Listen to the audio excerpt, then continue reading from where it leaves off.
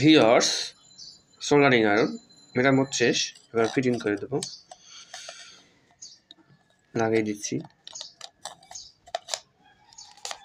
লাগিয়ে গেছে। আগে খুলতো না, এখন দেখেন ইজিলি স্মুথলি খুলছে। এবার আরেকটা কাজ করব, এই স্প্রিংটা একটু টেনশন বাড়াই দেবো, স্প্রিংটা একটু লম্বা করে দেবো যাতে আপনার বেশি হয়। সেখানে স্প্রিং একটু বদলাই দিচ্ছি। এবার এটা ঢুকাই দেবো।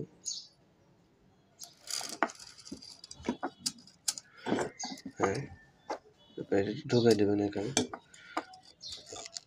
হ্যাঁ, দেখেন, হ্যাঁ, কাজ করা শুরু হয়ে গেছে একদম। দেখেন একদম ফুল ওকে। এবার এই যে জিনিসটা